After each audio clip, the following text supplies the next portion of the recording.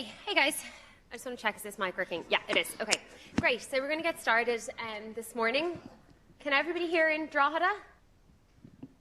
Is there anyone in Drogheda? You can wave if you can hear me. Yeah, we're okay. Okay, cool.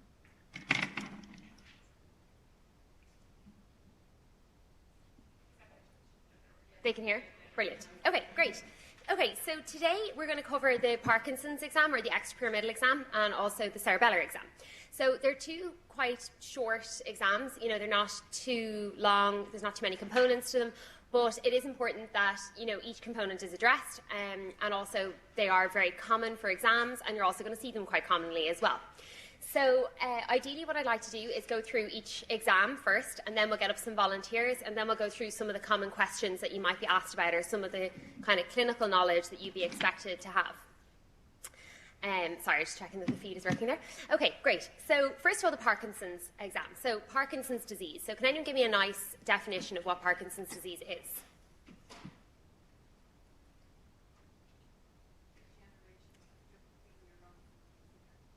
Yeah, so it's a neurodegenerative condition. It's progressive, and yeah, it's associated with, obviously, dopamine, reduction in dopamine in the brain. So if you want, everyone kind of has a different working definition of it. If you look at, I think it's the 10th consolidation lecture, there's the definition that I like to use, which is that it's a chronic progressive neurodegenerative disorder characterized by any combination of 4 cardinal features. And the reason for that is, I think that is the definition of it actually, but I also think that that's a handy one to keep in mind, because when you're doing an exam for the Parkinson's exam or an extrapyramidal exam, what are you doing? You're trying to demonstrate those cardinal features, okay? So what are those cardinal features? Can anyone tell me? Louder? Bradykinesia, excellent, yeah. Rigidity, excellent, really good. What type of rigidity classically? But rigidity is fine. Yeah, you get cogwheel rigidity, and we'll go into that in a minute. What other features? Postural instability, excellent, yeah. Tremor, excellent. And what kind of tremor are we looking at? Yeah, so classically it's a pill rolling tremor. So does it occur at rest, or does it occur when the patient is moving? Classically. Yeah, so it's classically at rest, it's a pill rolling tremor, and it's classically a coarse tremor. Okay? So these are the features that we're going to try and elicit then when we're examining a patient with Parkinson's disease, or carrying out the extrapyramidal examination. Okay? So they're the kind of core, most important features to keep in mind. How do you diagnose Parkinson's disease?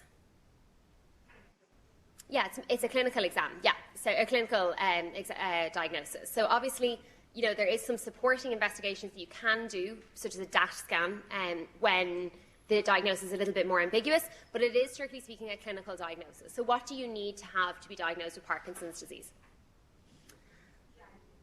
Yeah, you have to have bradykinesia, bradykinesia with one, or at least another one of those other features to be diagnosed with Parkinson's disease. Okay? So what are the treatment options? Because that's a common OSCE question. So before we go into the exam, you will commonly be asked at the end of it, what are the options for treating someone with Parkinson's disease? Can anyone name one medication that's used? I know you all can. Yeah, so levodopa. So you replace the dopamine. So you could give levodopa, yeah. And does anyone know a particular combination that's often used? Levodopa with something else? Carbidopa, excellent. What's that called? Cinemat, very good. Yeah, so that's Cinemat. What other agents can we use for Parkinson's disease, and why might we use the other agents?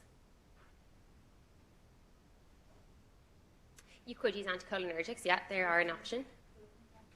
Yeah, absolutely. And why are we considering those treatments? Yeah, excellent. So to try and basically stave off having to start them on levodopa, having to start them on that dopamine replacement. The reasoning behind that being that you get a wear-off with the levodopa. So the effectiveness of levodopa doesn't stay consistent throughout your lifetime. You will, or most patients will, experience a wear-off. So they'll require kind of a higher dose, and they will, the effect, the therapeutic benefit will wear off of the levodopa. So in order to kind of prolong the therapeutic benefit, you might, in a younger patient, delay starting levodopa. Okay, so you might start them on other alternative agents. So, for example, the monoamine oxidase B inhibitors, that's like selegiline, dopamine agonists. There's a few different alternative agents that you're going to consider. And then, have you ever heard of COMT inhibitors? Yeah, so you might use that as well. And why might you use those? what's the mechanism of action there? How does that work?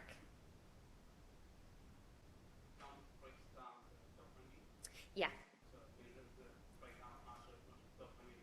Excellent. Yeah. So what we were just explaining there for everyone on BC, so it stops the peripheral breakdown of the levodopa. So it stops the peripheral breakdown of it. So it's going to increase that effect. So the COMT inhibitors are sometimes used in combination with the selegiline to kind of improve that therapeutic benefit. Okay. Excellent. So we'll go into the exam now. So Parkinson's exam, how are we going to approach this? So what kind of core features then did we say that we're going to have to demonstrate? Yeah, tremor. So I know there's a mnemonic in that blue book that a lot of people use. TRAP, I think a lot of people use. Now, I'm going to do it in a slightly different order to that. But tremor is one. Excellent. So you're going to want to demonstrate definitely a tremor. What else are you going to want to demonstrate, and how are you going to do it? Rigidity, exactly. So that's an easy one to demonstrate. You're just kind of assessing their tone. You're looking to see if there's any rigidity. Okay. What else are you going to want to demonstrate? The gait, yeah. So you're kind of looking there to see is there any kind of postural instability. You're kind of looking at the gait. Absolutely, you're going to do that. And what's the other one? Bradykinesia, yeah, exactly. Okay, so they're the kind of core features we're going to do. So with the Parkinson's exam, we're going to start with the general inspection, the same as we will with every exam. Okay. Can anyone tell me what things you might see on general inspection, or that might be relevant to comment on the general inspection of someone with Parkinson's disease? Excellent. So they might be sitting, often the patient will be sitting maybe on the bed or something in your OSCE, or they might be sitting at the edge of the bed, but you might be able to notice their posture. Okay, so they'll have a stooped or simian posture. Okay, if the patient was standing up, now obviously in a general inspection you're not going to have the patient standing up, but theoretically if the patient was standing, how will we describe their posture? What would it look like? Yeah, question mark posture. So they'll have that kind of flexed extrapyramidal posture. Their hands will be in front of their thighs like that, and they'll be kind of stooped over. Okay. So, but on a general inspection sitting down, you might comment, even sitting, you might see that kind of flexed extrapyramidal posture. Okay. Anything else you might notice from the bedside? Yeah, you might notice the masked faces. So how are we going to say that in a little bit of a more sensitive way? Because the patient could pick up masked faces, probably. Hypomimia or hypomemia. Yeah, excellent. So that's kind of what you're going to notice. You may also notice some patients may even have some saliva and kind of drooling. That's obviously you're not going to comment on that. It's not a nice thing to say. It's actually a feature, though, of that kind of hypomimia. So it's the reduced muscle tone there in the face that you might actually notice that. Anything else you might see at the bedside or on the patient? Walking aid, excellent, yeah. So the Parkinson's patients that we have coming in, most of them probably won't be wheelchair bound because obviously, mobility being an issue, ideally they would be able to be mobile, but a lot of them will have mobility aids. And if they have a mobility aid, we'll ask them to bring it in because it's a nice thing for you guys to pick up on, and also it gives you a bit of a clue. So they'll often have a mobility aid sitting at the bedside as well. So they're kind of the major things that you're going to notice. Also, I suppose, if they're sitting upright at the edge of the bed, you might notice them leaning backwards, so they may have kind of some retropulsion, but that's usually only when you get them standing. Okay? They're the major things, and, other than that, you're just going to comment the same as you would with every other general inspection, their positioning, whether they're alert or not, whether they're comfortable and they're breathing in room air, whether they have a good colour, are they well perfused and well hydrated, good body habitus, and they're just kind of the generic things. Then you're going to look at the bedside, obviously, and mobility aids and medications, the same as with every other general inspection. Okay? So then we're going to move on to what? What's the next thing do you think we're going to do? Gait, exactly. So you're going to get the patient standing, okay? So we'll do that now in a minute, and we'll get a very nice volunteer who's going to come up and be our patient, and a very nice examiner. So we'll show you that in a minute. But in theory, how are we going to do that, or what are we going to be careful of? Falls, exactly. Yeah. So Parkinson's patients are very, very high risk for falling. Okay. So when you're getting the patient up, so ideally you're going to do some screening questions because you have to demonstrate that the patient safety is your primary concern, even in the OSCE exam, even where you know that the patient probably has gotten up 5 times already for the 5 previous students. It's important that you do demonstrate that because, they can be, patients with Parkinson's could be quite unstable. So you're going to ask some screening questions. So I would generally ask, are you okay on your feet, or are you able to stand up without assistance? So just check that with them. Ask them, when you stand on your feet, do you normally fall, and do you fall forwards or backwards? Which way do Parkinson's patients tend to fall? Backwards, excellent. So retropulsion is a feature of Parkinson's. So you're going to ask them, do you tend to fall forwards or backwards? So you get them up on their feet. I would recommend, and we'll do it now with some of the with a volunteer here, recommend standing in front of the patient, but kind of close enough to break a fall, and get the examiner to stand beside you as well, just to stop any risk that the patient could fall forwards or backwards, okay? So then you're going to get them standing up, and then you're going to comment on their posture, if you haven't commented on it already, and also it is more appropriate to comment on it when you see them standing, okay? Then we're going to do what? Get them to walk, are we? So again, make sure that they are stable on their feet. Make sure they don't need any mobility aids when they walk. So that's another thing just to ask them. Do you need a mobility aid when you walk, or do you need a walking stick or anything? If they do, you can get it for them. And then also just make sure they have their shoes on. Don't let someone just wear socks as they're walking up down. We will have them wearing their shoes, don't worry, but just in case. And make sure if they need glasses and you see them at the bedside, make sure to say, do you need your glasses? Because sometimes patients, like I do all the time, just leave my glasses sitting there because they don't need them all the time, but it's important to screen because some patients may trip or fall if they're not wearing their glasses, okay? So that's what you're going to do next. Then you're going to assess their gait. So what are we looking for on the gait assessment here? Excellent. A short shuffling gait. Who said that? Yeah, well done. Short shuffling gait. That's what you're looking for. That's kind of classic. So those kind of short steps, you'll see now we're going to get a really good actor to demonstrate that for us. So the kind of short shuffling steps. What else? What other words would we use to describe a Parkinson's gait? Reduced arm swing. Excellent. Very good. Anything else? Festinating. Yeah, so it's kind of a hesitant gait. Yeah. Anything else? Turn on block. Excellent. So circumferential turning or turn on block. Okay, so does everyone know what that means? Nope. So basically, instead of the patient being able to turn like that, they'll do kind of a bigger loop. So they'll have to turn all the way around, okay? So it's kind of a more circumferential movement rather than sort of a fluid motion. Any other features? So we've got nearly all of them. The only one that we're left is freezing. So patients with Parkinson's may have these freezing episodes. So even in a small distance, you may get it, or the patient may even be told, to have a freezing episode. So if they're walking, say, from point A to point B, they might stop mid-motion and kind of be frozen for that moment. And then they'll have a hesitant restart, or they'll be slow to restart that motion again. Okay? So then once we've done that, so we've done our general inspection, we've done our gait and posture stability assessment. Then we're going to demonstrate the remaining core features of Parkinson's, okay? So I don't mind what order you guys like to do this in. I think some people use that mnemonic TRAP. Now the P I've moved up, the postural instability I've moved up to gait, but you could still do TRA, so tremor, rigidity, and akinesia, which is really, we're looking at bradykinesia, okay? So we'll go for tremor next. So classically, the Parkinson's tremor, as we went through, is a coarse resting tremor, and it's kind of pill rolling in nature, okay? So we're going to demonstrate that in a minute, and we'll go through how to do that. Then next, you're going to demonstrate the rigidity, okay? So you're going to use the upper limbs to demonstrate that because it's the easiest way to do it. So you're going to demonstrate it by taking their arm, which we'll do in a moment, so we'll get someone to demonstrate here first, and you're going to check it at all the, the wrist, the elbow, and the shoulder at one time, so one kind of fluid motion, because that's the best way to elicit rigidity. If you do it in an isolated way, one joint at a time, there is a risk that the patient could kind of compensate somewhat during it, so it's a much better assessment if you're doing them all kind of as a one fluid motion, okay? So you're going to assess for rigidity, and what type of rigidity? I think Anna said it there a minute ago. Cogwheel, excellent. So cogwheeling. So can anyone give me kind of an example of how cogwheel rigidity would look? What does it kind of classically look like?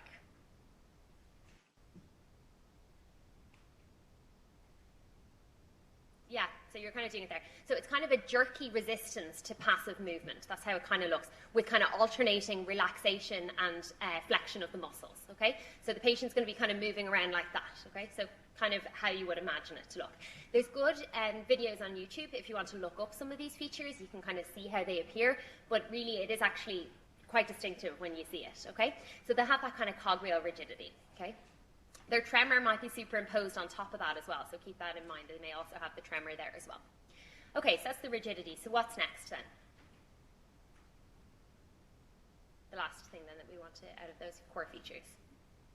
The bradykinesia or akinesia, okay? So how are we going to demonstrate that? Can anyone tell me can anyone show me there? Yeah, so some people have it there. Yeah, excellent, very good. And I'll show you now in a sec. Anyone else got any other ones? So you can do whatever way you want. So the way I tend to do it is because I think it's the easiest to explain to the patient. Ask them to touch their thumb off each finger as quickly as they can and demonstrate it for them so they know how to do it. So you're going to ask them to demonstrate it like that, okay? Then another option is some people do changing a light bulb. Some people do, you can ask them to kind of play the piano. So typically use at least 2 because they only take 10 seconds. So I usually ask them to do this, and then I usually ask them to kind of play the piano as well, okay? And then you can ask them also to tap their foot as quickly as they can against the ground. The reason for that is you're going to see kind of a reduced amplitude and a reduced pace at which they're able to kind of do that, okay? So they're the core features. We've already demonstrated, we've done a general inspection, we've looked at their gait and their posture, we've looked at a tremor, we've looked for rigidity, we've looked for bradykinesia or akinesia, okay? So then what's left? What are we going to do then? Yeah, so you're demonstrating, we're going to call them maybe special tests. So what are you demonstrating there for me? Excellent, micrograph, yeah. So these are the special tests. So you're looking for some of the other associated features or some of the other kind of closely aligned features of Parkinson's disease. Not part of those cardinal 4, but other very prominent features. So micrographia is one. Excellent. Any others? Glabellar tap. Very good. And what are we looking for on a glabellar tap? Yeah. Excellent. Really good. So what's your name, sorry? Neve. So what Neve has said there to us is the glabellar tap, a patient with Parkinson's disease, so a normal patient without Parkinson's disease, if I tap on my forehead there, I might blink the first time I tap, or I might even blink the first 2 or 3 times I tap, okay? But after a minute, you'll stop blinking. You will respond to the fact that your finger is going nowhere near your eye and you're just persistently tapping there, okay? So you will have an attenuation of the blink response. In a Parkinson's patient, there'll be that failure to attenuate the blink response. So the patient will continue blinking every time you tap their forehead, okay? Now, bear in mind that in an OSCE there will be 30 students examining each patient. So there's no way that we'll let you do the glabellar tap test. However, you should be able to offer to do it.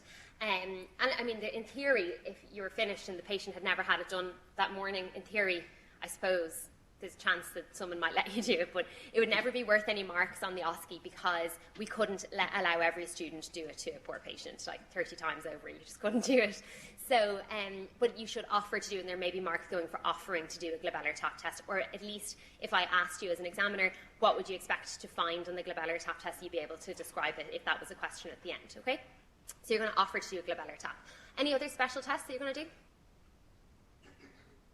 Is there anything else that we are missing here from Parkinson's? So we've looked at their facial features. So we looked at the cardinal 4 features. Then we've looked at their facial features, okay? Then we've looked at their writing skills. And we've got some of those kind of unusual ones like the glabellar tap test. Is there any other features? Speech. Excellent. Very good. So who said that? Well done. What's your name? Hannah. What are you expecting to find on speech? Excellent. So yeah, that's basically it. So you're going to expect to find kind of a decreased volume or a hypophonia and a monotonous tone to the speech, okay? So it's not kind of a slurred speech. It's a very kind of monotonous speech. Okay? So you're going to assess speech. And then finally, what are we going to do then for kind of high honours kind of type of question? What are you going to do? What's the last assessments you're going to do? So we talked about Parkinson's disease, okay? So Parkinson's disease, obviously the number 1 cause or the main cause you're going to be considering of Parkinsonism. What other conditions are there other than Parkinson's disease that could cause Parkinsonism? The Parkinson's plus syndromes. Excellent, very good. So the Parkinson's plus syndromes, what are they? Can anyone tell me any of them? Okay, so we have multi-systems atrophy, somebody said there. Very good, multiple systems atrophy. Any others? Pardon?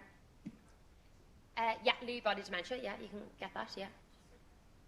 So cortical basal degeneration, is that one? Yeah. Any others? Yeah, excellent. Supranuclear palsy is basically another one, okay? So what are you going to be looking for then in those Parkinson's plus syndromes? So what are you going to offer well, first, one thing that you are going to do at the end of your Parkinson's exam. What's the easiest one of those to demonstrate? The supranuclear palsy. Excellent. So you're going to be just doing that very quickly at the end. Check for a vertical gaze palsy. That's what you're looking for, supranuclear gaze palsy. Okay? And we'll ask our lovely volunteer in a minute to demonstrate that for us. Okay? So supranuclear gaze palsy is what you're going to do at the end. And then you're going to offer, if you can, if you have time, you could offer to do to assess for the Parkinson's plus syndromes by, for example, assessing for an ataxia, because you can get a cerebellar ataxia associated with the multiple systems atrophy. What else is associated with multiple systems atrophy? How are we going to recognize it? Anyone who's at the consolidation lecture, the 10th lecture, should be able to tell us. Excellent. Autonomic dysfunction. Okay, so people with MSA have very prominent autonomic dysfunction. Okay, so the autonomic dysfunction that you're going to elicit, for example, you might say that you would do a quick abdominal exam looking for a palpable bladder associated with autonomic dysfunction. You're not going to do any of these things. These are just things you might offer for your global mark if you have time at the end. Okay, you might also offer, for example, to do a standing and lying blood pressure, looking for any sort of postural hypotension. Okay. So does that make sense to everybody? Great. So we're going to demonstrate that now. Okay. So have we got a volunteer? Actually, leave my glasses on for this because I can't really see the back without them. Okay. Any volunteers? So first of all, who wants to volunteer to be a patient? Don't worry. Well, yeah, excellent. Gosh, you always volunteer for it. You're very good. Thanks a million. Okay. Our long-suffering patient. Okay. So don't worry. Whoever does the exam will be guided through it. We're going to do it together. Okay. So any volunteers? You might not get a chance to do it before your OSCE again, except for if you're practicing, obviously, which you should be. Any volunteers? I'll pick at random if nobody volunteers. I tell you what, the person who volunteers can nominate their friend for the cerebellar exam. Anyone at all? How come everyone volunteers for Dr. Spooner? No one volunteers for me. Clearly I'm the pushover here. Any volunteers? No? Anna, will you come and do it? Yeah. Okay, perfect. That's great. Give a round of applause for volunteering, guys. Okay, so I'll give you the mic there, and I'll give you.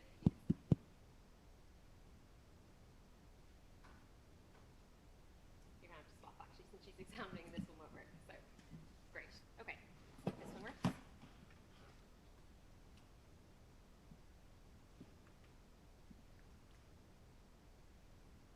This one won't work either, so I'm stuck to here.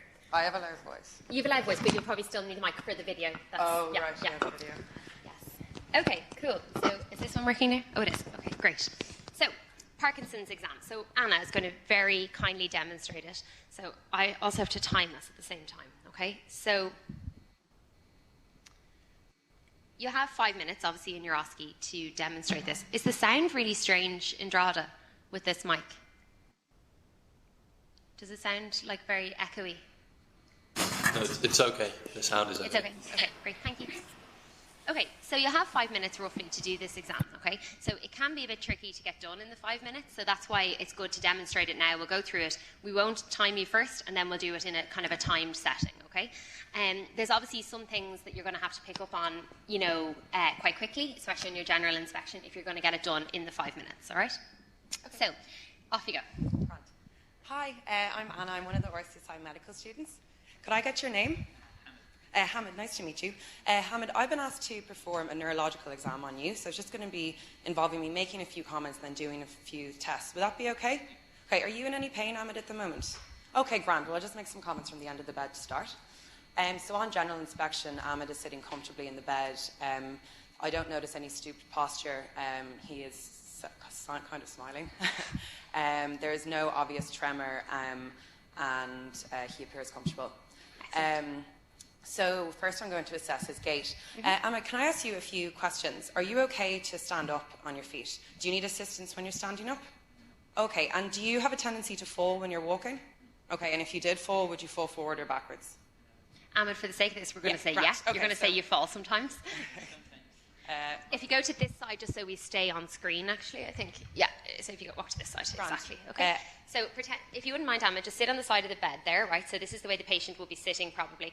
And you'll, well, actually probably sit, we'll just say there, or the other way. Just for the sake of the camera, we're going to go this way, okay? So you're obviously going to be standing, at the end of the bed, kind of inspecting him in general. But then just make sure that when you go to ask him to stand, that you're available, and also flag it to your examiner that he may be unstable, or, say that, but like say, listen, or say like, sorry, would you mind actually, if I'm going to ask whatever, Ahmed, the patient's name, to walk, would you mind just being available just in case of any loss of balance? Okay, right.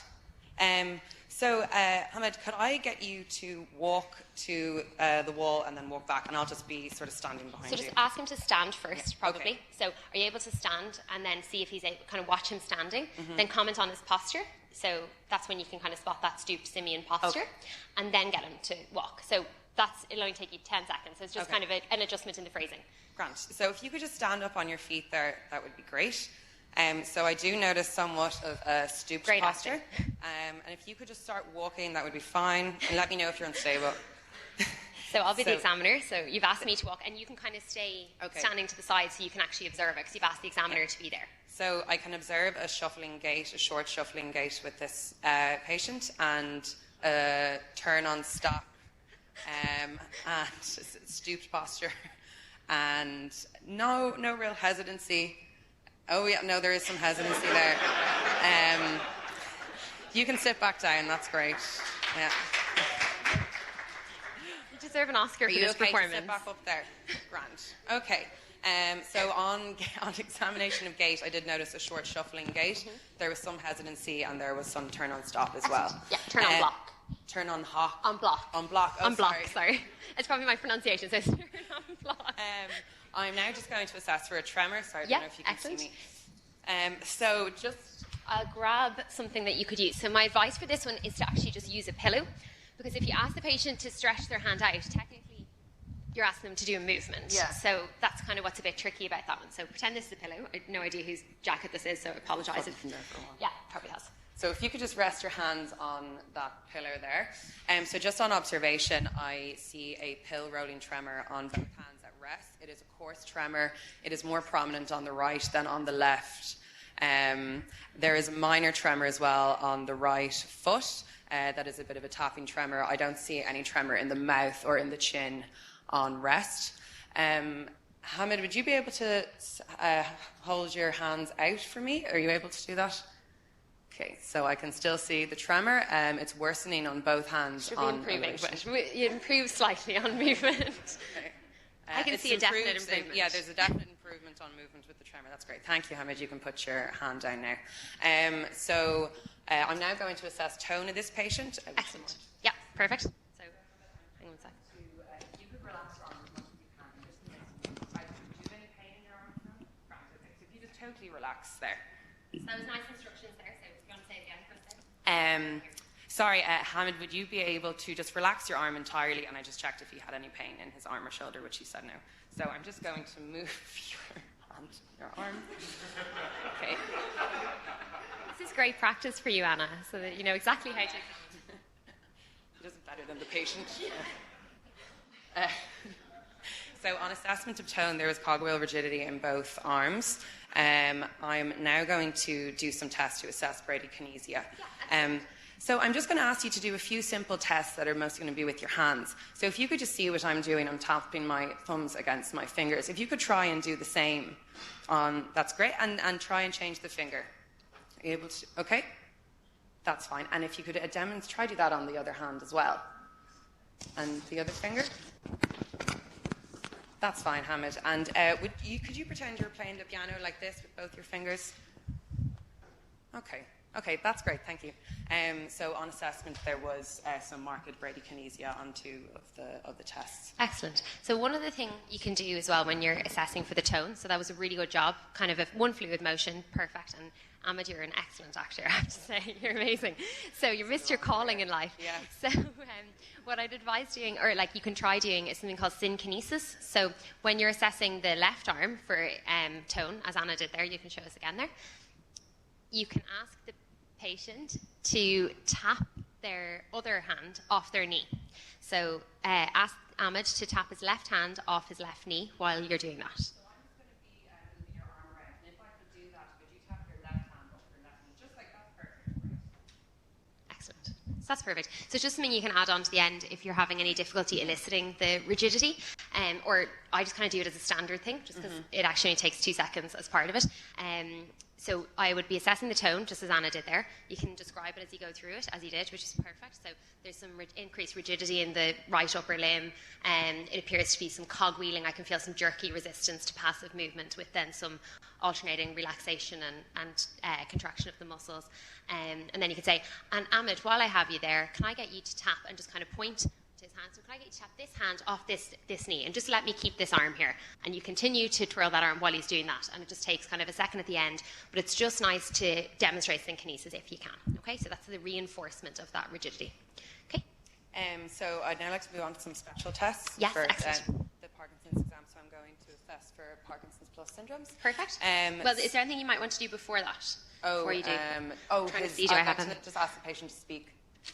Yeah. Just give me 1 second. I'm going to get you some paper if I can. Worse. Sorry, it reinforces it. Sorry. Does anyone have any paper they could lend us and a pen? Because would you believe I don't actually have any? Great, thanks. So I have that ready to go. Oh my God. Please don't do that again. Oh God. I would be in so much trouble if you fell off that bed. Oh God. Okay, so there will be a pen and paper at the bedside, usually in a Parkinson's exam, but if you bring in a blank piece of paper and a pen as part of your equipment, just in case, okay? So you can do whichever order you want, Anna. You don't have to do it. Sure. Micrographia first. You do whatever order you want. Hamid, I'm just going to be doing a quick test to assess your writing. Would that be all right? If you could just write your name on this piece of paper. Sorry, if you could lean on that. So sorry, that's actually perfect and would be fine in a clinic. The only thing I would say, and I should have actually mentioned this when we were going through the exam, is it can take someone a while to actually write their name, particularly with kind of Parkinson's. And there's a little bit of variability. Like, my handwriting is tiny, and if I don't have ruled pages, like, it goes seriously off. So what I would say is the easiest way to demonstrate this is to do this. So I don't know if you can see that, but hang on 1 sec. So I'll get the writing on it there. Yeah, okay. So just kind of draw swirls like that, if you can, just kind of like a swirly shape, and ask the patient to copy it exactly, okay? And so if a patient with Parkinson's copies that, they'll end up with something like that. So I don't know if you can see that on the camera and draw that, but no, you probably can't. So basically you do kind of like a swirly shape like this, kind of interconnecting loops, and ask the patient just to copy it exactly. And then yours will be like this size, and theirs, if they've micrographia, will be tiny, okay? It's just kind of a quick way. It only takes 2 seconds that way, okay? Just a time-saving thing. Grant, sorry, so if you could copy this swirly drawing here as best you can. Very good, thank you. So just on assessment, the patient wrote quite a small version of the drawing. Yeah, so the drawing might be pushing it a bit, Anna. I have to be honest with you. My artwork, exactly. So what I would say is just say, as you're opposite them or on your clipboard, just draw it out and be like, can you just copy this, please? Yeah. And then you can just say, so there's some micrographia evident, and then you can leave it at that rather than describing it. The examiner might think it's a bit of a push to say artwork or drawing. Hamid, could I ask you, could you repeat my name is Hamid into this microphone, please? Your name? No, the phrase, say my name is and your name. My name is Hamid. Thank you. Excellent. So there was quite a monotonous tone, and he was quite softly spoken as well, low volume. Excellent, really That's good. Great. And so I'd also like to demonstrate a glabellar tap. Very good, but I will move you on just in light of time today, or whatever the excuse will be. So now I'd like to move on to my special tests for Excellent. the Parkinson's plus Yeah. syndromes. So what I would say is you're not going to do most of those special tests, like you're not going to do a lot of the extra bits and pieces like blood pressure or whatever. So what I would just say is I'd now like to just assess for a supranuclear gaze palsy or vertical gaze palsy, okay? Because that can be a feature of a Parkinson plus syndrome, and just do that. And then say, to complete my exam, ideally I'd like to screen for some of the features of the other Parkinson's plus syndromes, for example, I would like to do. And then you can tell me what you do, but that's the only one you're really going to demonstrate on the day. It's just that vertical gaze palsy, okay? So that's perfect. Do you want to know how to do it? No, but You're going to guess anyway. Okay. So you probably know exactly what to do. So off you go. I actually don't know. Okay, so the easiest way to do it, hold the pen horizontally, okay? Ask the patient to keep their head nice and still. And for this one, and also for the cerebellar one, it might be a kind of a good idea just to gently hold your hand on the patient's head, just to stop them from moving their head up if you think that they might, okay? So what I might say is something along the lines of, Hamid, do you see my pen here in front of you? Yeah, okay. So I'm just going to ask you to keep your head nice and still and keep your eyes on my pen for the moment, okay? I'm going to ask you to follow the pen with your eyes. And you just hold that there for 1 second. So you just follow the pen with your eyes. So you bring it up gently, and then suddenly bring it down, okay? And you're going to just look for that palsy or that delay in the vertical gaze, okay? So if, for example, he was moving his head up and down, which, you know, sometimes people do, I would gently place my hand and say, I'm going to place my hand gently on your head just to keep it nice and still. Can you see my pen there? Okay, can you follow it up with your eyes, keeping your head nice and still? And you're taking your role very seriously. Yeah. Okay, like so that's perfect. You can demonstrate that there. So, Ahmed, I'm just going to ask you to do a simple task, just to look at this pen. I'm going to be moving it, but I'd like if you kept your head totally still. So, just follow the pen with your eyes. Okay, that's great. So, yeah, on assessment, there was vertical gaze on dropping the pen. Yeah, so there's a delay in the kind of drop. So there's a vertical gaze palsy, is basically what you're saying. Brilliant. Okay, so that's excellent. So that'll kind of wrap up your exam. So you're just going to say, ideally, what you'd like to do to complete your exam would be, and then you can kind of go in, you can kind of name whatever sort of things you want there, because you're really just going for a global mark there. You've already got all your marks stacked up. So you're going to say things like blood pressure measurement, or you might say, I might do an abdominal exam feeling for a palpable bladder associated with autonomic dysfunction. Okay, something like that. Yeah. Does that make sense? Yep. All right, do you want to attempt it in 5 minutes? Would you be happy enough to give it a go? I mean, okay. Yeah, it was excellent. You did a really good job, okay? So we'll set the timer here for 5 minutes, and we'll see how you get on, okay? I'll let you know when it's time to go. Oh, yeah. Okay, off you go. Hi, I'm Anna. I'm one of the final year medical students at RCSI. Could I get your name, please? Hamid, okay. I've been asked to do a neurological exam on you, Hamid, which is just going to involve me doing a few simple tests. Is that all right? Okay, are you in any pain at the moment? Okay, Grant. So I'll just make some comments from the end of the bed. So just on general inspection, Ahmed is in a stooped posture, sitting at the end of the bed. There is a tremor in his right hand, looking like a pill rolling tremor. I don't appreciate any other tremors, and he appears to be somewhat stable sitting at the edge of the bed. Yeah. So I'm now going to move on to posture and gait. Yeah. Ahmed, I'm going to assess just how you can stand and how you walk. But before I do, can I ask, are you okay to stand up or do you need assistance? You're okay, okay. And when you are walking, would you have a tendency to fall? Okay, and if you were to fall, would you more likely fall backwards or forwards? Backwards. Okay, that's fine. So, so to start, I'm just going to get you to stand up, and if you feel unsteady, just let me know. That's great. You can just stay standing there. That's fine. Are you all right? Okay, so just on standing, you notice again he has a stooped posture. Excellent. So, Ahmed, if you could just try walk towards the wall. And you might, yeah. Thank you. That's fine. So just on assessing gait, there is a short shuffling gait. And he demonstrate a turn and block turn. There is no hesitancy, except, well, kind of, there's hesitancy there. That's fine, that's great. I mean, thanks a lot. If you could sit back down. Are you okay? Grant. So I'm now just going to assess for a tremor. Excellent. So just observing from the end of the bed, there is a pill rolling tremor in the right hand at rest. It is a coarse tremor. There's a slight tremor in the, oh sorry, I'll just get you to put your hand on this pillow. There is a slight tremor in the left hand of a similar nature but not as pronounced. There's also a slight tapping tremor in the right foot. No tremor observed in the chin and in the mouth. So, Ahmed, I'm just going to ask you to outstretch your arms like this. That would be great. Okay, thank you. That's fantastic. That's great. So there is a marked improvement on his tremor upon outstretching of the hands or of movements.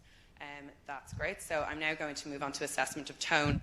I might just do this. Ahmed, I'm now just going to be making some movements with your hand. So if you could keep your arm totally relaxed, as much relaxed as you can. And do you have any pain in your shoulder arm? Okay, so I'm just going to be making some movements if you just keep totally relaxed. That's great. And could I ask you to tap on your left knee with your left hand? That's fine. That's great. Thank you. And I'm just going to be doing the same on the opposite side. And if you could tap on your right leg with your right hand. That's great. Thank you, Ahmed. There was marked cogwheel rigidity on assessment of tone that was made worse with tapping on the foot with the hand. Excellent. So I'm now just going to be assessing bradykinesia. Ahmed, I'm just going to be asking you to do some simple tasks with your hands, okay? So do you see me? I'm touching my thumb against all my fingers. Could you try to do the exact same? As fast as you can as well. That's great. And if you could try and do it on the other hand, that's fine. And could you put your hands out like you're playing the piano? That's great, thank you. So there is marked bradykinesia. Excellent. So I would now just like to assess micrographia. Now, Ahmed, I've drawn a simple drawing there. Would you be able to replicate that as best you can, so as best you can in terms of size and appearance? That's great, thank you. So there is micrographia as demonstrated. Would you be able to say your name and where you're from? My name is Ahmed. I'm from UAE. So there is a monotonous tone with low volume, hypophonia. I'd like to demonstrate the glabellar tap. Yeah, that's okay. You can keep moving. What would you expect to find in the glabellar tap? Failure of attenuation of blinking with prolonged tapping of the forehead. Very good. So I'd now like to assess for supranuclear palsy.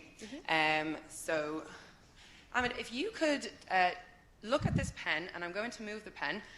When I move it up, I'd like if you kept your head totally still. Is that okay? So only move your eyes. We'll do it again. So there was delayed vertical gaze, so a vertical gaze palsy demonstrated on that test. So to conclude my exam, I'd like to assess for other Parkinson's plus syndromes. I'd like to assess blood pressure. I'd like to assess for a palpable bladder. And I'd like to perform a full neurological exam. Yeah, excellent. Very, very good. Everyone give her a round of applause. So you finished with 15 seconds to go. So well done. Great. Okay, you guys can sit down. Thanks so much. Hamid, you were an excellent actor. Anna, you did a great job. Thanks a million. Okay. Now, okay. Sorry, I can turn this off now for a minute. Okay, so does anyone have any questions about those exams? Yeah? Can't you do the tap? Why not? Just because it's quite uncomfortable for the patients. Can you do the tap? Oh, can I do it? Yeah, of course. Yeah, where's my glass? Actually, I shouldn't do it with my glass on any. Like on myself. Yeah, okay. So I suppose in theory, it'd be like this, and you just tap your finger repeatedly, but like I should potentially kind of do it like that to surprise myself, I suppose. So you're going to like tap your finger against the middle of your forehead between your eyes repeatedly, and if the patient has Parkinson's, they'll go, instead of a normal patient without Parkinson's will go. Does that make sense? So you kind of do it for maybe 5 or 6 taps, 7 maybe at the most. But a normal patient should get a failure of, so the blink response should attenuate or should stop within kind of 3 blinks. You shouldn't have any more than that. So like might blink once, might blink twice, potentially even a third time, but then you should stop. Whereas a patient with Parkinson's disease, you'll get kind of continuous blinking. Does that make sense? Ideally to the side is how I would stand, because I think that's the way you do most of those tests. So I kind of stand slightly to the side and bring your hand in if you can, so that they don't, because like anybody would blink if they saw someone's finger like coming straight at their eyes like that. So I usually stand slightly to the side and put my finger like that, so it's like at a slight angle. So like I can't see my hand there, I can just see my finger tapping. Does that make sense? Perfect. Okay, so it's 11:20, so I wanted to give you guys like a little break. So if you want to take a break now, and then when we come back, we'll do the cerebellar exam. Okay? Yeah. Oh, yeah.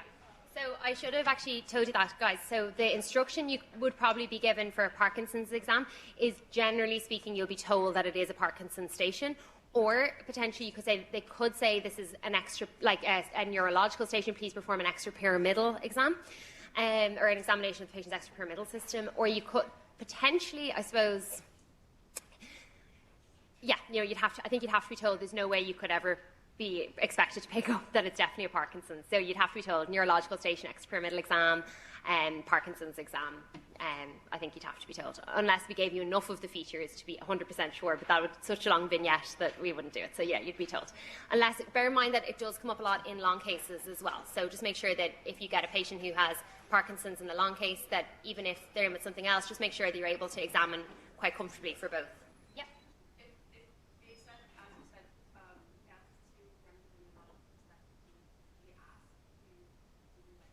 No, so we would never, in an OSCE, for example, say examine from a neurological perspective and expect that you would pick up that the patient has Parkinson's disease. We have to tell you because, for example, that student, like an ankylosing spondylitis patient could be sitting like that. That kind of, there's too many different features. Obviously, probably in memberships, yes, but not a final. You'd have to be told that an extrapyramidal exam or a Parkinson's exam, or be told this patient has, and give a very specific vignette, a slow fascinating gait, but you would never do that because that would give away so many features of the exam.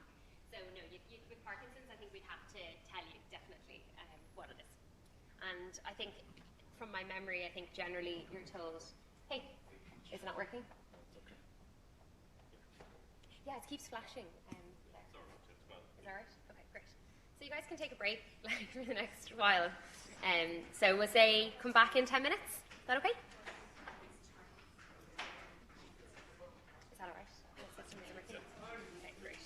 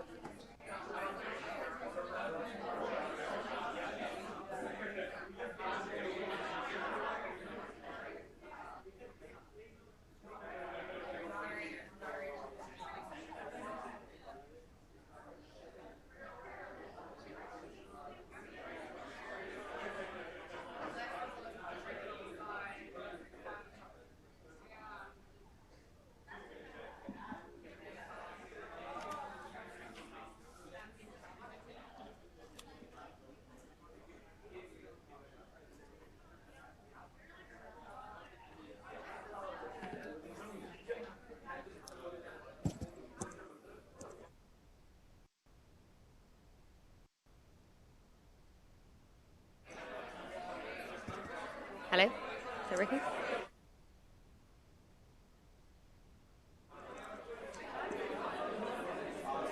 Okay. Is that working? Hello? Drada, can you wave if that's working? Yeah, great. Thanks. Okay, great. We're going to start back again then when you're ready, if that's okay.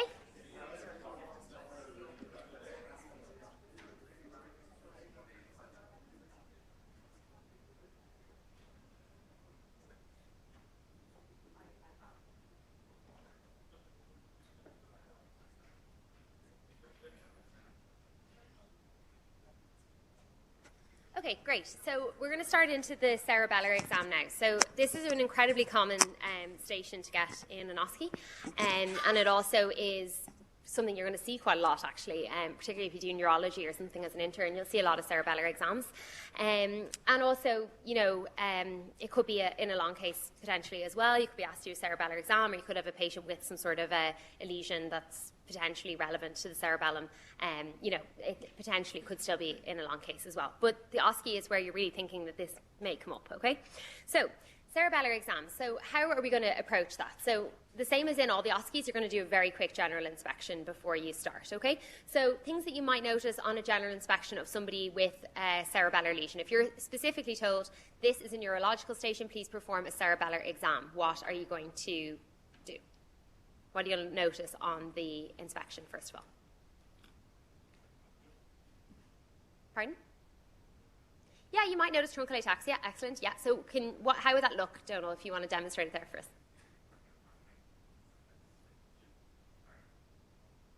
Yeah, exactly. So basically, they might be kind of slumping or moving over to one side or back or forward, okay, in the seats. They might not be able to maintain their kind of postural tone when they're sitting upright. They'll be kind of moving around. Anything else you might notice? So things you want to look out for. So cerebellar exam at the end of the day is a neurological exam, okay? But you have to think about things that affect the cerebellum, okay? So the big things you want to keep in mind are stroke, space-occupying lesions, potentially, we'll go through all the different causes in a minute, but the things you might notice on an exam. So you want to look for any focal neurological deficits. For example, do they have facial drooping? You want to look, for example, do they have any very obvious, you're not going to do a cranial nerve exam, but do they have any obvious neurological deficits? So do they have, as I said, facial drooping? Do they have, an abnormality maybe with their eyes? Or is there something that you can notice? And that's kind of a nice blanket statement, about focal neurological deficits. Or what about stigmata of neurological disease? Is there anything that you can think of specifically that is relevant to the cerebellar exam that you might notice on somebody when they're, sitting in front of you? I'll give you a hint. It's to do with their skin. Excellent. Who said that? Where's the person who said it? Very good. Why are you looking for neurofibromas? Neurofibromatosis. Excellent. And why are you thinking of neurofibromatosis? Why is that relevant to a cerebellar exam as opposed to another neuro exam? You're nearly there. You're like 90% of the way there. So, okay. So what's your name? Claudia. Well, identified, Claudia. So you're looking for any neurofibromas on the skin. To assess whether the patient might have neurofibromatosis, because patients with neurofibromatosis can get cerebellar pontine angle lesions or tumours. So the lesion itself could cause cerebellar disease if there's any encroachment on the cerebellum, but also removal of a cerebellar pontine angle tumour could potentially lead to some cerebellar consequences or some cerebellar diseases. Okay, so kind of an easy way of looking at all those things together is to just kind of, when the patient's sitting at the bedside, do your usual general inspection, which I think I said before, I always like to kind of follow like an A, B, C, D, E kind of approach. So alert is A, like alert and comfortable, sitting upright in the bed. B, breathing comfortably with room air. C, colour, so good colour, well perfused and well hydrated. D, so then you're thinking of like disabilities, mobility aids. D, E, environment. So you're going to do those all. They only take a couple of seconds really to do, to note. And then you're thinking of some of the more specific things. So focal neurological deficits, stigmata of neurological disease, and then obviously things like a truncal ataxia sitting up in the bedside would be relevant to point out for a cerebellar exam. Okay? They're the major things that you want to be kind of looking at. Obviously, you may notice some very obvious features, if they have a very prominent oscillopsia in their eyes or something, potentially you might notice it, but that's really more relevant to note as you go on into the exam a little bit further, okay? So, like the Parkinson's exam, we're starting with a general inspection. Then we're going to move on to assessing their gait and stability, okay? So, when you're looking at their gait in a cerebellar exam, why is it really important that we assess their gait? Exactly. So aside from the fact that you need to assess their gait because, ataxia is a kind of a primary or core feature of a cerebellar disease, you're also assessing their gait because you're kind of thinking to yourself, I might be able to actually localize where this cerebellar lesion is potentially. So we'll go into how you might do that in a minute, but that's another reason that you want to kind of have a look at their gait and kind of closely look at what way they're moving and are they falling and what direction they're falling in, okay? So you're going to assess their gait next, okay? So that's fine. So what are we going to do after we do the gait? Eyes, excellent. So you're going to do the gait, and by the way, just before we do the gait, you do the same screening questions as you do for Parkinson's. Ask them, are they stable on their feet by themselves? Do they need assistance? Do they need a mobility aid? Do they need glasses? So they're kind of screening questions, and you're going to be very safe about it. And then you're going to move on, when you've done the gait assessment, you're going to move on to the eyes, because I think it's easier then to work from top to bottom. So you can also do it the opposite way around. So we'll go through all the different features, but you can work from the bottom up. But I think it's easier to go top to bottom, okay? So you're going to go eyes. So what are we looking for in the eyes in a patient with a cerebellar exam or cerebellar lesion? Nystagmus is the main one, exactly. So we're considering all the time that mnemonic that everybody uses, Danish, so dystidiokinesis, ataxia, nystagmus. You're following that kind of mnemonic, but there's a couple of other features as well that you're going to look for in the eyes. Can anyone tell me what they might be? One begins with an O. Oscillopsia, excellent. So you're looking to see when the patient is at kind of a neutral gaze if their eye has kind of these little repetitive movements in it, okay? Oscillopsia. So then is there anything else then you might notice if you're moving their eyes around? So you're going to look for a nystagmus, and then what else might you look for? This isn't necessarily required or anything, but you can actually get kind of a dysmetria in the eyes as well. You can get kind of an overcorrection of the eyes. So when the patient brings their eye back after movement to a vertical gaze again, instead of just resting on a vertical gaze, their eye might actually overcorrect and might move kind of medially. Now, it's impossible for me to demonstrate it, obviously, but that's kind of how that works. Okay, so they're the kind of major things. But nystagmus is the big one you want to look for in the eyes, okay? So then we're going to move from the eyes. So we've done general inspection, we've done gait. Then now we're on the eyes. We've done the eyes now. So then what are we going to move to next? Speech, excellent, okay? So we're going to ask the patient to say a couple of things, okay? Can anyone tell me what the speech deficit or defect is like in a cerebellar exam or cerebellar lesion? Staccato, excellent. Who said that? Very good, whoever that was. So a slurred staccato speech, okay? So that's what you're going to look out for when you ask the patient to say something. So some of the things you might ask the patient to say would be, for example, like anything that kind of elicits that kind of staccato nature of their speech. So something that's kind of a little bit tricky to say is ideal. So usually, you get the patient to say something like West Register Street or baby hippopotamus or British Constitution. They're the kind of major ones you ask the patient to say. You can ask patients just to say one. If you can conclude from that they have a slurred staccato speech or they have a normal speech, that's fine, leave it at that and move on. If you can't and you're not sure, ask for a second one. So if, for example, I said, can you say baby hippopotamus, and I wasn't 100% sure if the patient's speech was normal or not, then I'd often say, can you say the following, West Register Street? And then that gives you a better chance to kind of hear it and kind of conclude then, oh, speech is normal, or there's a slurred staccato speech there, which would be typically associated with the cerebellar lesion. Okay? So what's next then? So we've done eyes, we've done speech. What's next? So we're moving to the limbs then, aren't we? So what are we going to look for in the limbs? So you're going to look for tone. Yeah, excellent. So you're going to look for tone first of all, okay? So what would we expect to find? Increased or low or decreased tone in a cerebellar lesion? Decreased, excellent. So you're going to find a hypotonia on the affected side, and we're going to go into the affected side versus the non-affected side in a minute. So you're going to get a hypotonia in the upper limb, okay? Then what are we going to move on to next? Coordination, okay. So we're looking to see then if there might be a limb ataxia, okay? So that's one of the core features of a cerebellar lesion, particularly one in the hemisphere. So you're thinking of a limb ataxia or coordination issues with the limbs. So what tests are we going to do for those? Loads of people are demonstrating it. Okay, so pass pointing, excellent. So you're going to do a finger-nose test. With the finger-nose test, you're actually looking at two things. You're going to look for pass pointing or dysmetria. So you're going to ask the patient with kind of very nice, clear instructions. Can you, with this hand, with your index finger, can you touch your nose just like that and demonstrate it for them, and then ask them to touch your finger, and then move your finger ever so slightly and let the patient kind of adjust and make those calibrations. You see students all the time moving kind of big distances, And the issue with doing that is even a normal patient, particularly someone who's old or maybe has a tremor, anything like that, they will find that those big distances hard to make. So literally the distance you're moving your finger is tiny, right? So just like those little distances, okay? So you're going to ask, yeah? Is it really important when doing that test that the patient's arm is completely Yeah, so the arm is supposed to be outstretched, and why is that? would elicit the tremor? Excellent, yeah. So the intention tremor is much more likely to be elicited when the arm is fully outstretched or is kind of relatively well outstretched. The only thing to bear in mind is, and this is something that used to happen to me all the time, is that if you are moving your hand, make sure don't to accidentally move it back as you're doing it, because then the patient will be out of reach.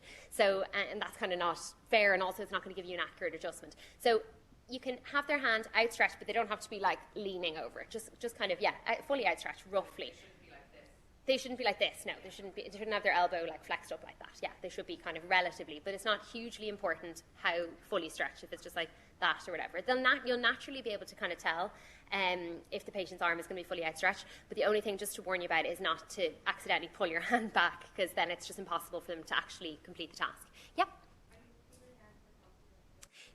That's what I'm saying. Don't move it back and forward, because if the patient's arm is fully outstretched anyway, if you move your hand back, there's no way they're going to be able to reach your finger without leaning forward, and then A, they could fall if they have any sort of a truncal ataxia, and B, it's not really an accurate assessment then, because you're actually kind of asking them to kind of perform an unusual movement. So, and outside their kind of range as well. So you're kind of just moving it like this, kind of like not side to side, strictly speaking like that, but like kind of like that, but all within the same plane, if that makes sense. Okay, so you're going to do, look for dysmetria and look for an intention tremor. What else are you going to look for then? What other tests are you going to do? Yeah, what's that called? Who said that? Bardi, is it? Yeah, what's that called? Yeah, dysdiadokinesis. Excellent, okay? So you're going to ask them to do dysdiadokinesis. Be really careful with the instructions you give for dysdiadokinesis, because people can get very confused about how to do it. So usually I get the patient's hand and I demonstrate it for them. So I say, can I have your hand there? And then I put it out like that, and then get their other hand and say, now I want you with this hand just to kind of slap your hand off your palm, just like that, and then do it as quickly as you can, and then usually they'll be able to do it, okay? So the reason for that is also because if you give them kind of the instructions just to do it, you're actually testing other things other than just the dysdiadokinesis. You're testing kind of their ability to follow complex instructions, and if they have any sort of apraxia or anything, you're kind of getting into other difficulties. So that's why it's better just to demonstrate it as you go, okay?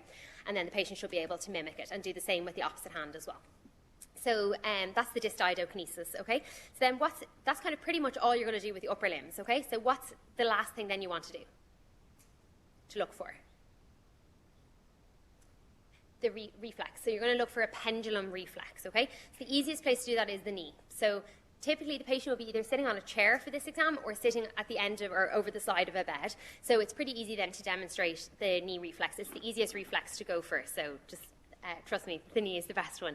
So assess the knee. So what you're going to do is you're just going to do the patellar reflex as you would normally, and you're going to look for a pendulum swing, okay? So what that looks like is basically, so if, for example, I was sitting here and I would have a pendulum swing, and so someone was trying to take my patellar reflex there, right? Get one big swing out like that, and then get progressively shorter arc, slower swing. But you see it's like swinging pendulum. More and more. So there's a normal reflex, like about that, and then like when it's fall to the right. Okay? Whereas the pendulum one, you're going to get a big one, and then you're going to be like literally like swinging a pendulum. You get a smaller arc each time, slower. Okay. I realised that was not on video recording, so I'm sorry about that, but you can see it anyway, so that's fine. Okay, so then you're going to finish off with the pendulum reflex, okay? So then in order to complete your examination, you could, for example, look behind the ears to see is there any scars associated with cerebellar pontine angle tumour removal. And then you might also ideally complete a full neurological exam, an upper limb and lower limb motor and sensory exam, and also a cranial nerve assessment. Does that make sense? So that's the things you're going to kind of finish on as a kind of a polishing overall global mark is what you're kind of trying to aim for there with those final statements. Okay, so can anyone tell me what kind of causes we're thinking of a cerebellar lesion? So if somebody is presenting with cerebellar signs, what are the potential causes of a cerebellar lesion or cerebellar disease? There's loads. Pardon? Yeah, MS, absolutely. MS can affect the cerebellum. Yeah, very good. Stroke, yeah, excellent. So you could. And stroke, interesting. Yeah, so yeah, we'll come back to that one in a minute. But yeah, stroke absolutely is one. Yeah, any others?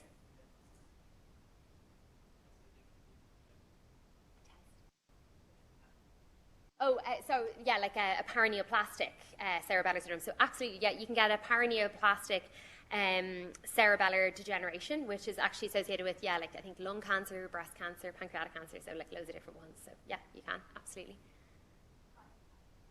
Yeah, chronic alcohol use, excellent. And what's that called then? What is the feature? What is the condition that people get? Wernicke's, yeah, excellent. Anything else? Pretty much most things that, like, you know, can affect the brain, you can kind of space-occupying lesions. Yeah, like tumours.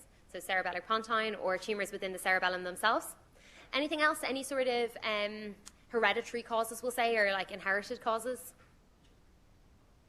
Friedreich's ataxia, very good. Yeah, Friedreich's ataxia. Any others? Wilson's actually can affect the, which is obviously a condition of copper metabolism, but it can affect the cerebellum. Anything else then that you can think of at all? They're like, that's most of them. But I suppose there's one or two other relevant ones. Particularly one, actually. It's an acute cause. You want to say if a young patient came in with kind of cerebellar signs with no other cause, but has a history of epilepsy. What kind of new onset cerebellar disease, history of epilepsy? Can anyone think of what that might be? Phenytoin toxicity actually can cause an acute cerebellar syndrome or acute cerebellar lesion. And that's actually a really common MCQ, more at membership level, but it is quite a common one. Okay, so acute phenytoin toxicity. So we could, if you think about it, bracket those as acute or chronic causes of cerebellar lesions, or you could categorize them as, you know, I suppose inherited versus metabolic versus, you know, space-occupying lesions, or whatever way you want to do it. Yeah, was there a question? Yeah. Oh, phenytoin toxicity can cause cerebellar features, acute cerebellar features, or cerebellar disease. Phenytoin, yeah, perfect. Okay, great. So we're going to go through that then. So I need 2 more volunteers. So I did say the people who volunteered the last time, unless, Ahmed, you're a really good patient, would you be willing to be a patient again? Yeah, great. And Anna, you get to nominate somebody. No, okay, right. Have we got any volunteers? No one. No one wants to demonstrate a cerebellar exam. But you can see we'll do it all together, so it's not too intimidating. And you'll always remember it then, because you'll have demonstrated it. Anybody at all? What about the guys down the back there? Donald, do you want to demonstrate it for us? Will you? Excellent. Thank you. That's great. See, if you just ask somebody by name, usually they'll just feel shamed enough into doing it because they've been asked specifically. Thanks a million. Oh, sorry, I didn't mean to pick the person who has to take off a jacket and all the rest of it, so I apologise about that.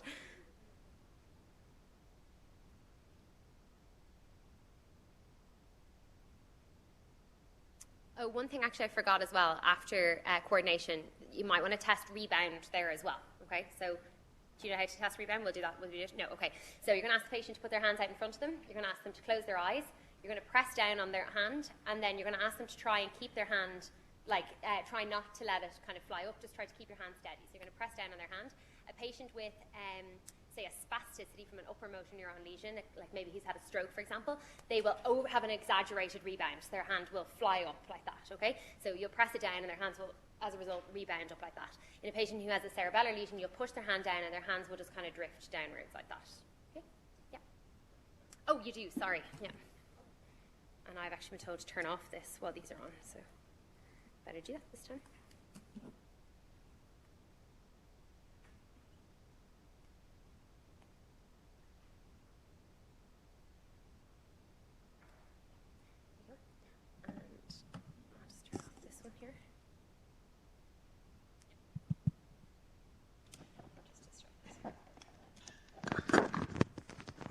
Okay, great. So thanks a million, Donal, for coming up and doing this, and thank you, Ahmed, for being our patient again. So the instructions you could be given in an OSCE would be something along the lines of, this is a neurological station, please examine this patient's cerebellum.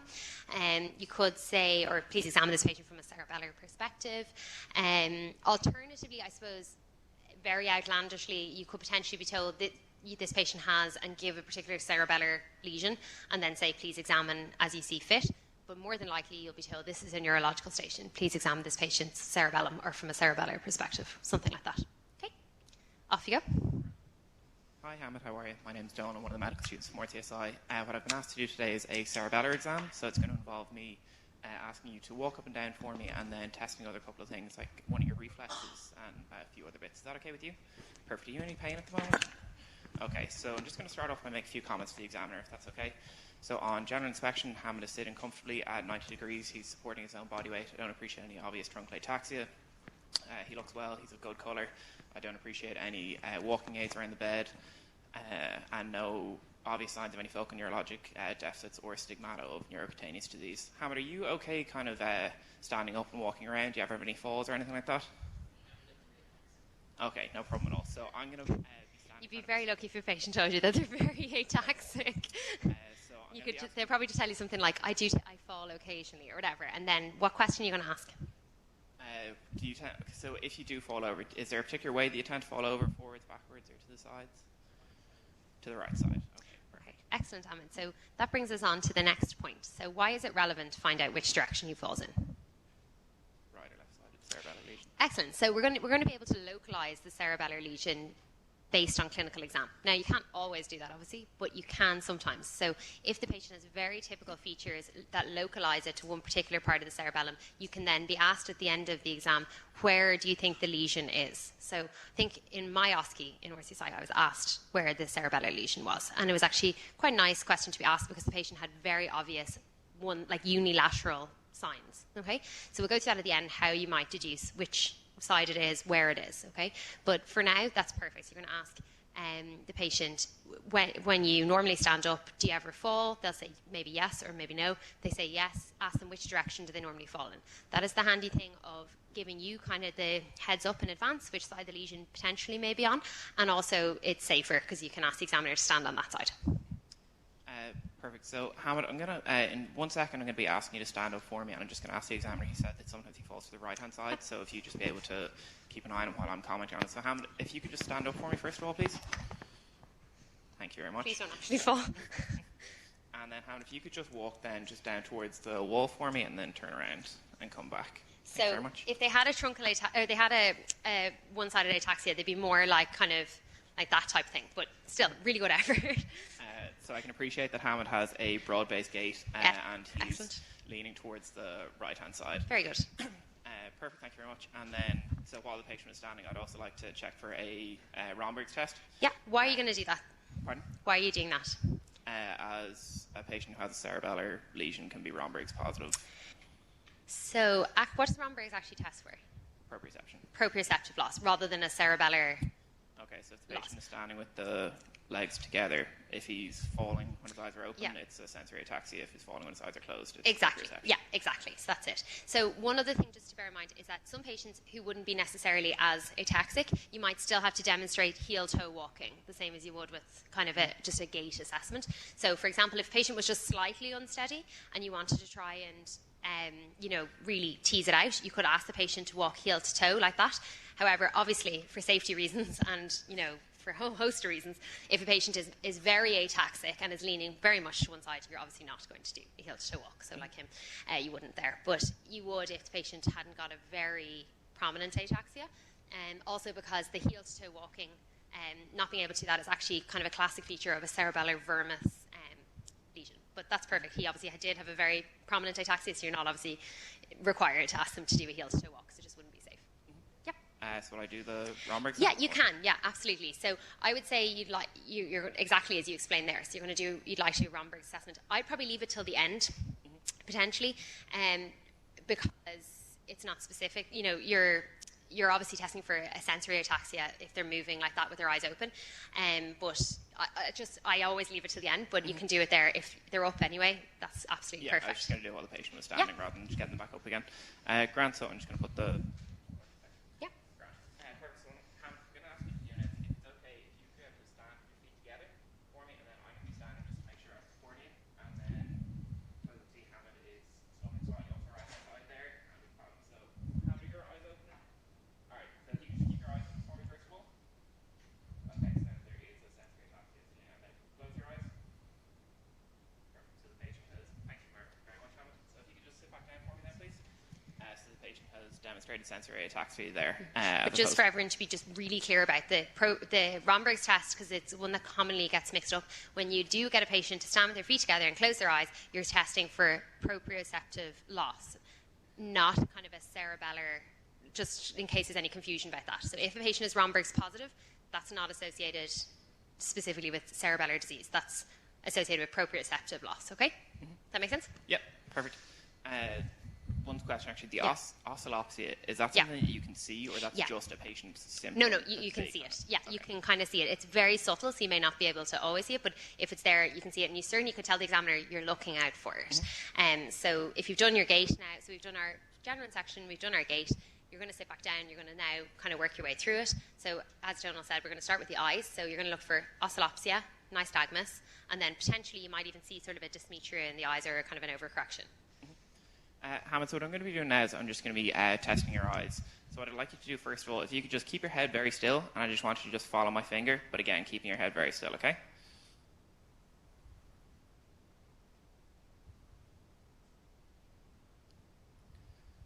Okay, so the patient had a slight nystagmus when looking out to the right, but none is appreciated on the left. I was unable to appreciate any oscillopsia, and there was no overcorrecting dysmetria either.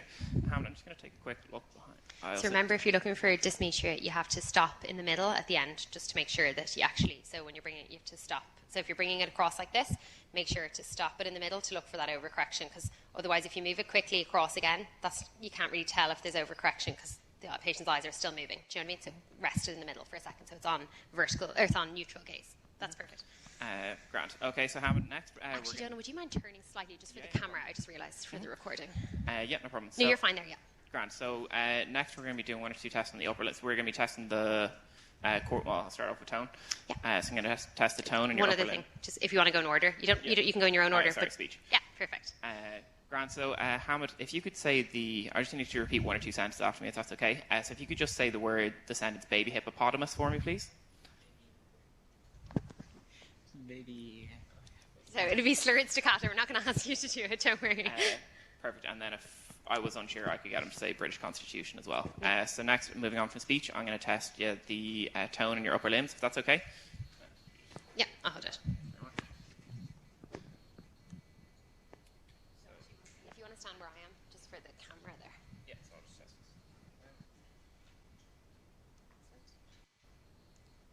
So we've got, normal tone in the right arm, and then I can do it on the left.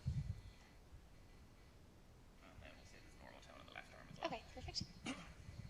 So next we're going to be testing the coordination in your arms. So what I'd like you to do, Hamid, is if you could take your index finger on your right hand, touch it off your nose, and then if you could just bring it out and just touch my finger, and then back to your nose, and then back out to my finger, and then one more time.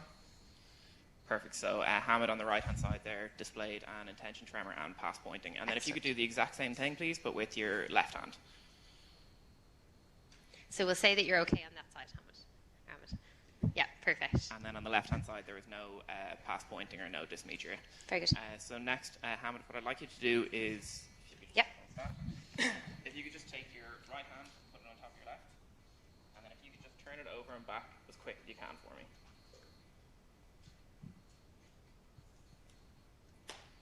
Perfect. So there's some evidence of dysdiadochokinesis on the right-hand side, and then if you could do the exact same thing with your left hand on top of your right. And there is no dysdiadochokinesis on the left-hand side. So next I'm going to test looking for pendulum reflex. Grand. So, there you go. Very much. All right, Hans, can you test the reflex in your knee now, if that's okay? Pardon? Yeah, you can try. Yeah, we'll start off with the normal one first. What you assume through the normal one, yeah. Yeah, so it's posterior reflex there on the left. Yeah. Very good. I can appreciate a pendulum reflex there in the right leg. So to conclude my exam, I would do a full neurological examination. The patient had obvious signs of a right-sided cerebellar lesion. Yeah, excellent. Very good. So round of applause, everybody. So that's great. Thanks. You can sit back down. That's perfect. Thanks. I'll grab that back. Thanks a million. Thanks so much. So as you can see there, the cerebellar exam is a little bit shorter than the Parkinson's exam. The Parkinson's exam, you'd be a little bit more pushed for time. Cerebellar exam, you actually kind of have loads of time. Just give me one sec while I switch the microphones.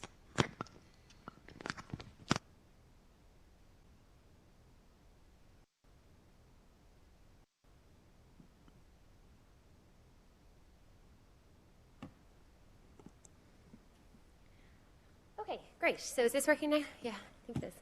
Yeah, okay. So when we were doing, for example, the eyes there, okay, so we were looking at nystagmus as one of the features.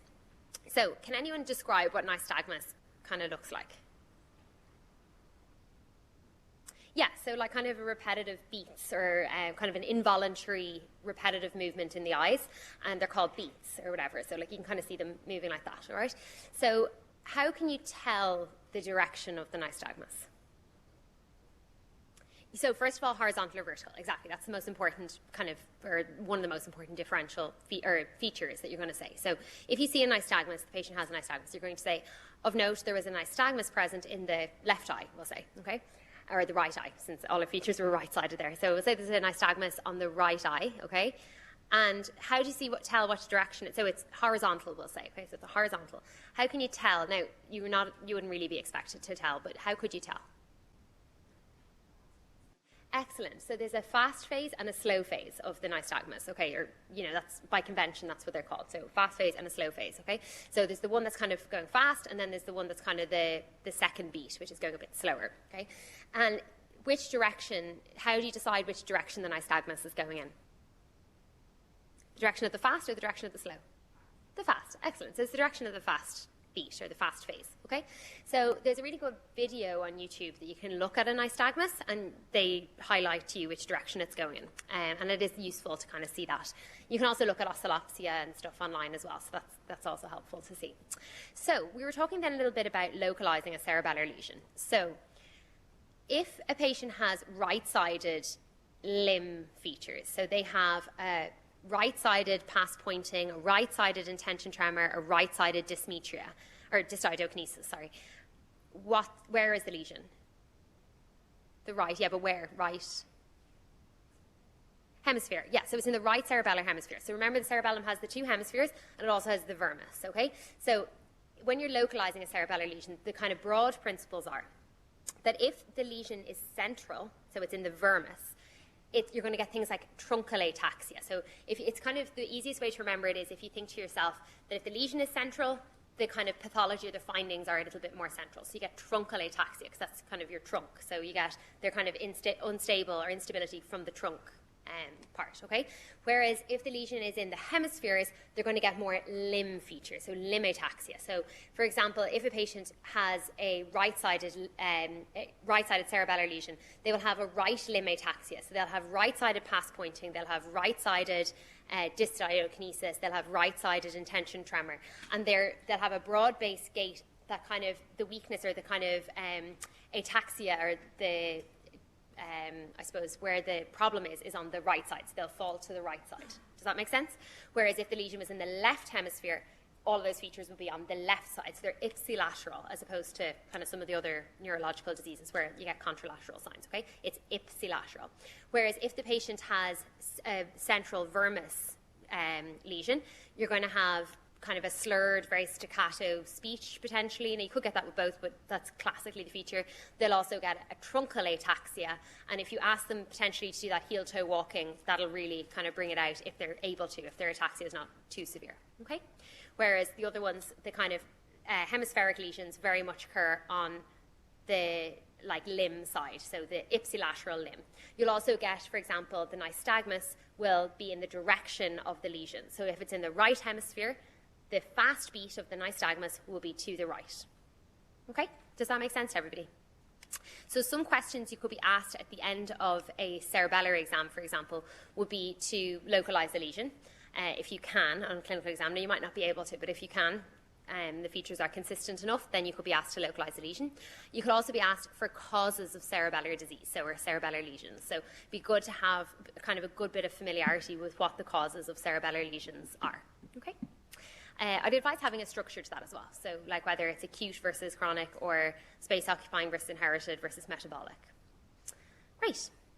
Okay, so I think we've kind of finished a little bit early today. So there'll be notes. I'm in the process of writing notes for Parkinson's and cerebellar exams, so I'll pop them on Moodle as soon as they're finished. And they'll have some of the example questions that could be asked. Great. Thanks, guys.